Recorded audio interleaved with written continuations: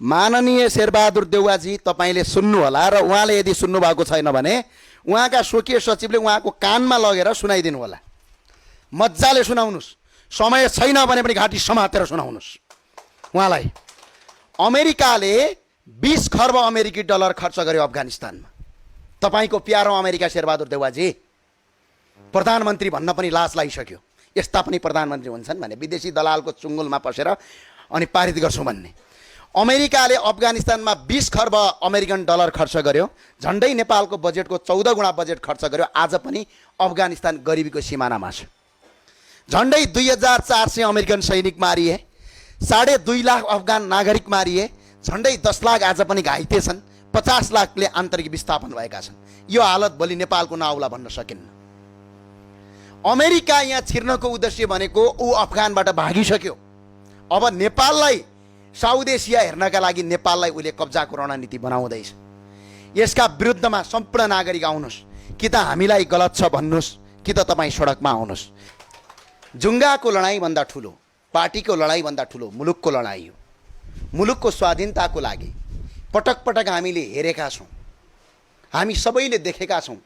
स्वाभिमानको लडाइँ रे, जातित्वको लडाइँ रे, संस्कृतिको लडाइँ रे, आत्मसम्मानको लडाइँ रे। अब आत्मसम्मानको लडाइँ आवश्यक छ। यो राष्ट्रघाती एमसीसीले मुलुकलाई जर्जर अवस्थामा पुर्याउँदैछ। सामान्य कुरा तपाईलाई धेरै जानु पर्दैन, धेरै टाढा बोलेर धेरै कुरा केही छैन।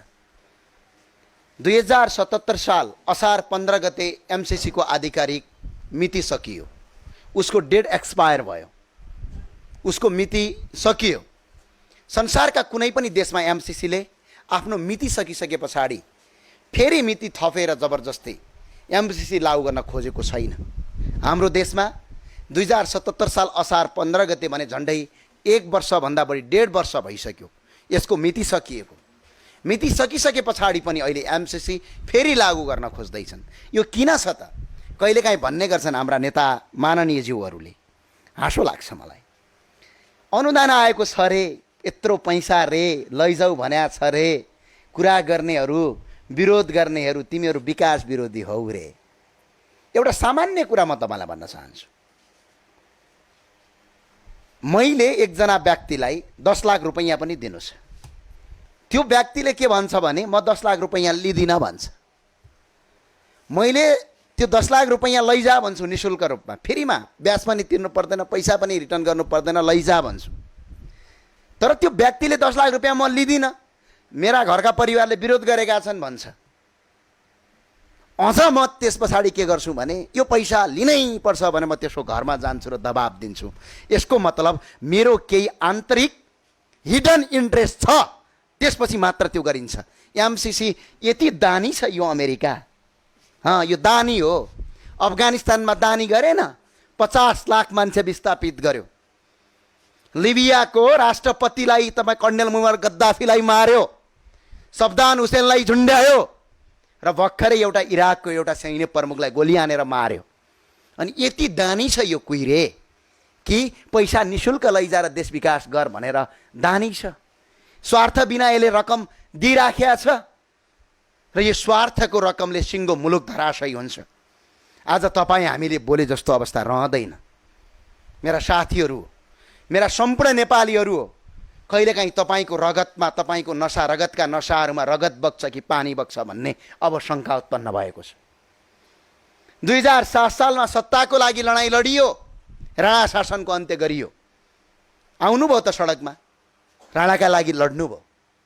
2046-47 सालमा सत्ता र कुर्सीका लागि गिर्जाबाउलाई कुर्सीमा पुर्याउन, शेरबहादुर देउवालाई मक्खन चाट्न र माकुनेलाई देश लुट्नका लागि तपाईँ आन्दोलनमा आउनुभयो। फाल्नुभयो, ठिक छ, केही छैन, तपाईँहरूको सत्ता जोगियो। 62-63 सालमा तपाईँले फेरि आन्दोलन गर्नुभयो, सत्ताका लागि, शक्तिका लागि सिर्फ। तर अब यो देशका लागि आन्दोलन गर्ने बेला आएको छ।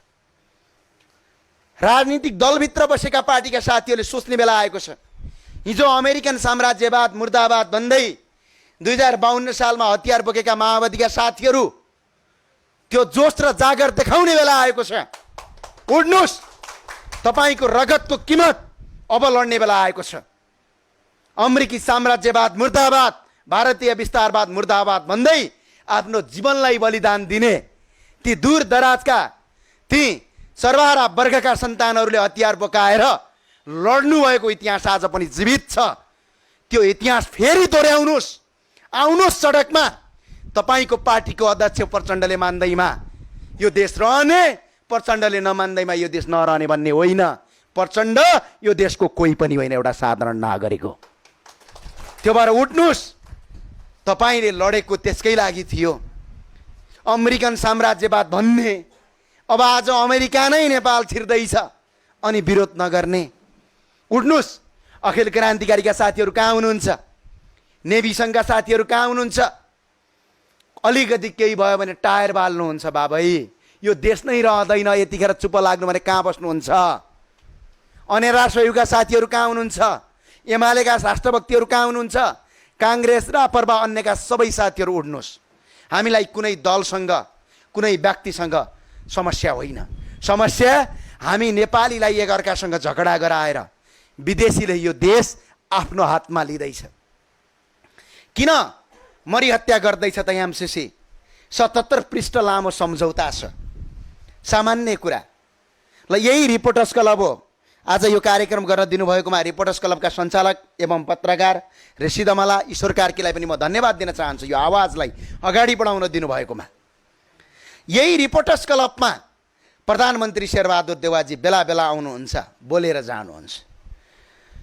कमरेड प्रचण्ड आउनुहुन्छ, बोलेर जानुहुन्छ। पूर्व प्रधानमन्त्री केपी शर्मा ओली आउनुहुन्छ, बोलेर जानुहुन्छ। हामीहरूको तपाईँलाई ठाडो चुनौती हो। त्यो 77 पृष्ठको लामो हो एमसीसीको सम्झौता यही रिपोर्टर्स क्लबबाट पढेर देखाऊ। ज्यूको त्यों हिम्मत छ भने पढेर देखाऊ। नेपालका 2 करोड नागरिकले नेपाली बुझ्दछन्। केही सुकिल्ला मुकिल्लाले इङ्ग्लिस बुझ्लान्, तर 2 करोड नागरिकले नेपाली बुझ्दछन्। 2.5 करोड भन्दा बढी नागरिक छन्, नेपाली बुझ्दछन्। ती नागरिकलाई मेरो खुला चुनौती हो। ज्ञानेन्द्र बहादुर कार्की, शेरबहादुर देउवा र एमसीसी का दलालहरू छन् जो आज यति होटलमा बसेर एक दिनको 40,000 भन्दा बढी भाडा तिरेर देशलाई लुटिराखेका छन्। झन्डै 4 अर्ब मात्रै निकासा भएको, झन्डै 4 करोड रुपैयाँ यो वर्ष सकेका छन् राज्यको बजेट। तिनीहरूलाई खुला चुनौती हो। सामाजिक सञ्जालमा नलेख। यो रिपोर्टर्स क्लब नेपालभरिकै पत्रकार सम्मेलन गर्ने ठाउँ हो। यहाँ आएर 77 पृष्ठ लामो एमसीसी को सम्झौता पढेर मात्र देखाऊ। सही हो कि गलत हो भन्ने कुरा नेपाली जनताले आफै छुट्याउँछन्। छुट्याउन जान्न सक्ने क्षमता छ। यो छुट्याऊ। दम छ ज्ञानेन्द्र बहादुर कार्की उर्फ दले भन्छु म त। दम छ रामशरण महतको? ल आऊ पढेर देखाऊ। नेपाली जनताका अगाडि पढेर देखाऊ। हामी गलत पनि भन्दैनौँ, सही पनि भन्दैनौँ, तर पढेर देखाऊ। जुन 77 पृष्ठ लामो एमसीसी को सम्झौता 2वटा भाषामा गरिएको छ। एउटा अङ्ग्रेजी भाषामा गरिएको छ, एउटा नेपाली भाषामा गरिएको छ। ल आउनुहोस् पढ्नुहोस्। यही रिपोर्टर्स क्लबमा भन्छु पढ्नुहोस्, दफा दफा पढ्नुहोस्, मजाले पढ्नुहोस्। 1 घन्टामा पढिसकिन्छ त्यो 77 पृष्ठ लामो एमसीसी को सम्झौता। पढ्नुहोस्, यहीँ आएर पढ्नुहोस्, पढेर देखाउनुहोस्। त्यो दम छ। लुकेर पास गर्ने यो देश तपाईँहरूले आर्जिया हो। ज्ञानेन्द्र बहादुर कार्कीको के योगदान छ यो देश आर्जिनमा? आज यो देशलाई धराशयी गर्नलाई यसरी अगाडि बढ्ने। कहाँ छौ काङ्ग्रेसका गगन कुमार थापा उर्फ गगने? कहाँ हुनुहुन्छ तपाईँ? उड्नुहोस्, जाग्नुहोस्। संसदमा त खै घट्याङ घट्याङ बोल्नुहुन्छ। यो देश मरेको बेला म आग्रह गर्न चाहन्छु गगन कुमार थापालाई। 23 गते सदनको मिटिङ बस्दैछ। गगन कुमार थापाले नेपाली जनताको प्रतिनिधित्व गरी एमसीसी को विरुद्धमा आवाज उठाउनेछन् भन्ने कुरामा म विश्वास दिलाउन चाहन्छु र आग्रह गर्न चाहन्छु संसदमा बोल्नुहोस्। यदि त्यो दिन संसदमा तपाईँले बोल्नु भएन भने नेपालको 1 नम्बर दलाल तपाईँ ठहरिनुहुन्छ। यो ढुक्कका साथ हो। राष्ट्रघाती सम्झौता गर्ने, लुकेर गर्ने। गणतन्त्र ल्याए रे। के हो गणतन्त्र भनेको? सदन भने के हो? हामीले पढेका छैन। के हुन्छ सदनको कुरा? सांसदको काम के हो? सांसदको काम मन्त्री पट्काउने हो, उखान टुक्का भन्ने हो। सांसदको काम विधान नीति नियमलाई जनता कहाँ लिने हो। 275 वटा सांसद छन् प्रतिनिधि सभामा, सङ्घीय सांसदहरू। 275 वटा निर्वाचन क्षेत्रको प्रतिनिधित्व गर्नुहुन्छ उहाँहरूले। प्रत्येक एमसीसी को बुदा आफ्नो निर्वाचन क्षेत्रमा लगेर पढेर सुनाउनुहोस् त। त्यहाँका जनताले जे भन्छन् त्यही ल्याएर सदनमा कुरा गर्नुहोस्। लोकतन्त्रको काम त्यही होइन, सदनको काम त्यही होइन। सदन केका लागि गरियो? कुनै विधेयकहरू, कुनै कानुनहरू, कुनै नीति नियमहरू यदि पारित गर्नु छ भने आफ्नो निर्वाचन क्षेत्रमाका जनताहरूलाई गएर पढेर सुनाउने, छलफल गर्ने, त्यो छलफलबाट आएको टिप्पणीलाई ल्याएर सदनमा प्रस्तुत गरेर लागू गर्ने हो। यो एमसिसीको सम्झौता 275 जना सांसदले आफ्नो निर्वाचन क्षेत्रमा लगेर जाऊ यदि दम छ भने, हिम्मत छ भने पढेर सुनाऊ। नेपालीमा छ। यहाँ कुनै टेलिभिजनमा बसेर, कुनै बन्द कोठाभित्र बसेर फेसबुक र ट्विटरमा स्ट्याटस देखेर एमसिसी सही छ भन्ने सुकिल्ला मुकिल्ला दलहरूलाई खुला चुनौती हो। यही काठमाडौँको मुख्य ठाउँमा छ रिपोर्टर्स क्लब भिरकुटी मण्डलमा। आउ र पढेर देखाऊ, त्यसपछि फैसला गरौँला, छलफल गरौँला। जनताको कुरालाई लुकाएर पारित गर्न खोज्ने, यही हो लोकतन्त्र। यसैलाई लोकतन्त्र भन्छौ। अझ मेरो लोकतन्त्र छ अरे, ओ माई गड, मेरो प्रजातन्त्र छ अरे। यही हो प्रजातन्त्र। लुकी लुकी कानुन पारित गर्ने, लुकी लुकी अमेरिकन सम्झौता पारित गर्न खोज्ने। पढेर देखाउनुहोस्, त्यसपछि हामी कुरा गरौँला। र माननीय सांसदज्यूहरूलाई र भीमरावलाई धेरै धेरै धन्यवाद छ। माननीय सांसद एवं नेकपा एमालेका नेता डाक्टर भीमरावलले जुन कुरा उठाउनु भएको छ, उहाँको पछाडि सिङ्गो राष्ट्रभक्ति नेपालीहरू पछाडि रहेको म यहीँबाट जानकारी गराउन चाहन्छु। र भीमराव लगायत जति माननीय सांसदहरू हुनुहुन्छ, 23 गते बस्दैछ बैठक। 23 गते नेपाली जनतालाई बचाउनुहोस्, हामी तपाईँलाई त्यो आग्रह गर्न चाहन्छु। र अर्को कुरा, कि त नेपाली जनताले भन्नु पर्यो हामीलाई, तपाईँहरू गलत हुनुहुन्छ, एमसिसी सही छ भन्नु पर्यो, कि त एमसिसी खारेज गर्न सडकमा आउनु पर्यो। हेर्नुहोस्, मुलुक रहेन भने पछाडि म तपाईँलाई 3वटा उदाहरण दिन्छु। सबै मान्छेले के भन्छन् भने आफ्नो पेसा प्यारो हुन्छ क्या। आज मेरो अफिस छ, आज म 2 रुपियाँ बढी कमाउँछु, व्यक्तिगत स्वार्थभन्दा राष्ट्रिय स्वार्थ ठुलो। म उदाहरण दिन्छु तपाईँलाई। जिम्बाब्वेमा पनि एकै दिनको 3-4 करोड रुपियाँ कमाउने मान्छेहरू थिए, पैसा लगेर थन्काएर राखे। जब जिम्बाब्वेको अर्थतन्त्र पुरै धराशयी भयो, 3 करोड रुपियाँको मूल्य एकै रातभित्र 300 रुपियाँको बराबर भएन। यो हालत नेपालको बन्दैछ। भर्खरै ग्रिसमा भयो। भारतमा नरेन्द्र मोदीले नोटबन्दी सुरु गर्दाखेरि घरमा थन्काएका नोटहरू लगेर समुद्रमा फाले त देख्नुभयो नि। पैसा ठुलो कुरा होइन, राष्ट्र र मुलुक ठुलो। यदि मुलुक भोलि सही रूपमा धनी बन्यो भने तपाईँ हामी सबै धनी बन्छौँ। यदि मुलुक भोलि धनी बनेन भने हामी गरिब बन्छौँ। कहिलेकाहीँ भन्छ नि, खुकुरीको पीडा अचानोलाई थाहा हुन्छ अरे क्या। यो राष्ट्रको पीडा के हुन्छ भन्ने कुरा विदेशमा गएका नेपालीलाई सोध्नुपर्छ। नेपालमा यस आराम गरेका छन्, क्यारम बोर्ड खेलेका छन्, पार्टीको कार्यकर्ता भने पैसा आइहाल्छ सर्ट पारेर। आज आन्दोलनमा जाउँ, 1000 रुपियाँ लिएर जाउँ भनेर तेल हालिहाल्छन् बाइकमा। अनि कसरी पीडा थाहा हुन्छ? एकपटक विदेश जानुहोस् त। एयरपोर्टबाट सुरु हुन्छ नेपाली भएकै कारणले गर्दा तपाईँलाई गर्नुपर्ने घृणा एयरपोर्टबाटै सुरु हुन्छ। तपाईँलाई नेपाली भएकै कारणले गर्दा तपाईँलाई दास बनाइन्छ। एउटा एयरपोर्टमा जानुभयो भने नेपालीलाई एउटा लाइनमा लगाउँछ, विदेशीलाई अर्को लाइनमा लगाउँछ। नेपालीलाई अरू कहीँ जानु पर्दैन। यहीँ नेपाल र भारतको बोर्डरमा गएर हेर्नुहोस्, चाइना र नेपालको बोर्डरमा गएर हेर्नुहोस्। यहाँ तपाईँ कति अरबपति हो, कति ठुलो मान्छे हो, कति तपाईँ विद्वान हो, त्यसको कुनै महत्त्व रहँदैन।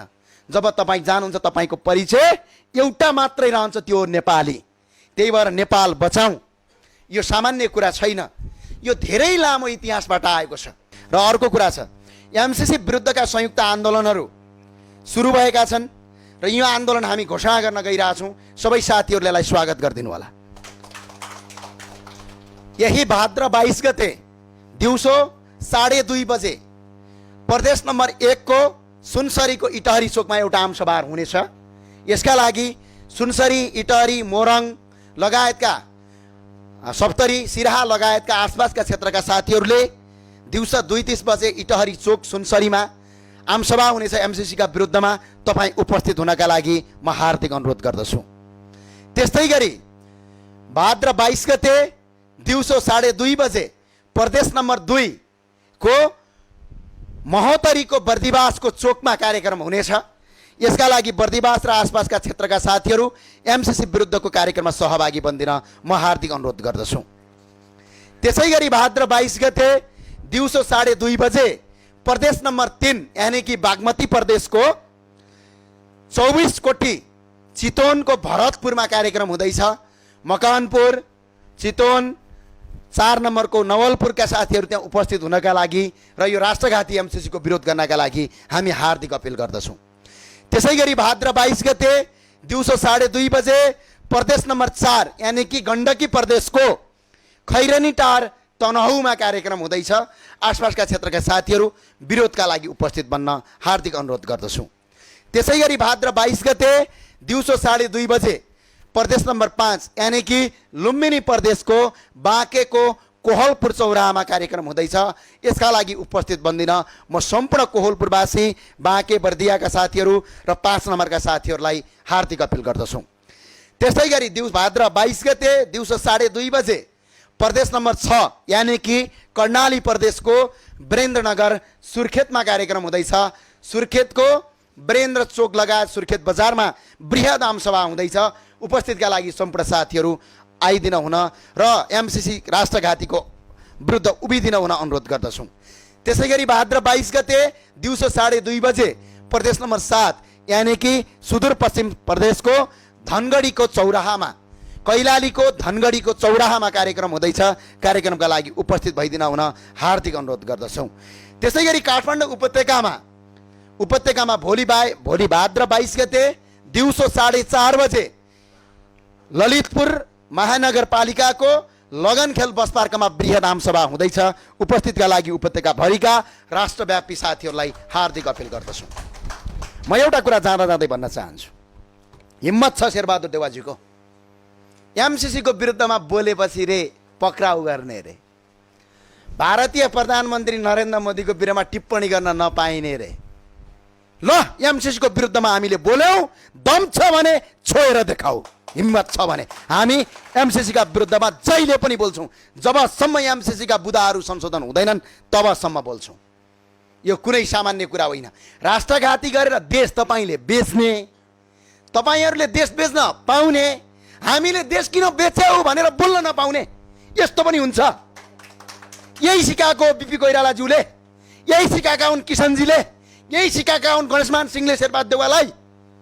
खुला चुनौती हो, एमसिसीको विरोध तपाईँको घर अगाडि र तपाईँको प्रधानमन्त्री कार्यालय अगाडि गर्छौँ। 23 गते, यही 23 गते दिउँसो 4 बजे काठमाडौँ उपत्यकाका सम्पूर्ण साथीहरूले संसद भवन घेराउ गर्छौँ। संसद भवन आउन हार्दिक अपिल गर्छौँ। हस्, जय नेपाल, जय देश।